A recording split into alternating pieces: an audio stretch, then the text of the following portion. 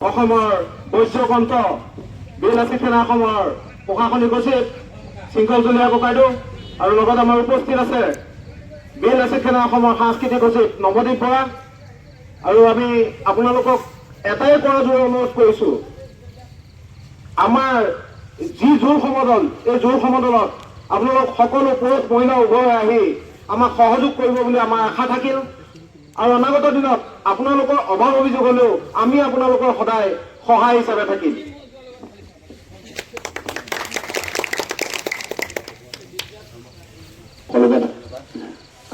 ইমান সময়ত আপোনালোক আহি ইয়াত উপস্থিত হোৱাৰ বাবে আমি বিএলএছচি সেনাৰ পৰিয়ালৰ তৰফৰ পৰা সমূহ খিলন দিয়া মানুহক সেৱা নিবেদিছোঁ, শ্ৰদ্ধা নিবেদন কৰিছোঁ। আচলতে এই সংগ্ৰামৰ আতিগুৰিটো ক'ৰবাত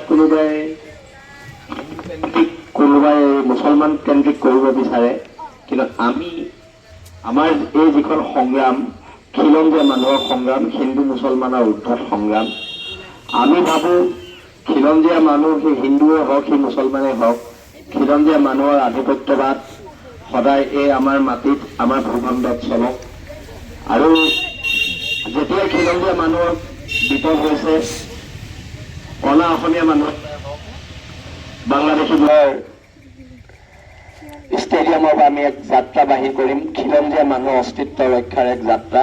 আমি আশা ৰাখিছোঁ এই যাত্ৰাত খিলঞ্জীয়া মানুহে ধৰ্মক বাদ দি খিলঞ্জীয়া মানুহে নিজৰ অস্তিত্ব ৰক্ষাৰ এই সংগ্ৰামখনত আমাক সহায় সহযোগ কৰিব। ঠিক বিয়লি আমি ৩-৪ বজাত জোৰেৰে সমদল কৰিম। এই সমদল আমাৰ ভাষা, কৃষ্টি, সংস্কৃতি, আমাৰ স্বাভিমান ৰক্ষাৰ সংগ্ৰাম। আৰু এই সংগ্ৰাম সদায় ধৰ্মৰ ঊৰ্ধত থাকিব।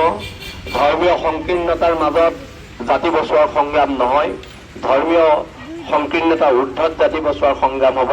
আৰু মই আশা ৰাখিছোঁ আপোনালোকে সেই যাত্ৰাত আমাক সহায় সহযোগ কৰিব।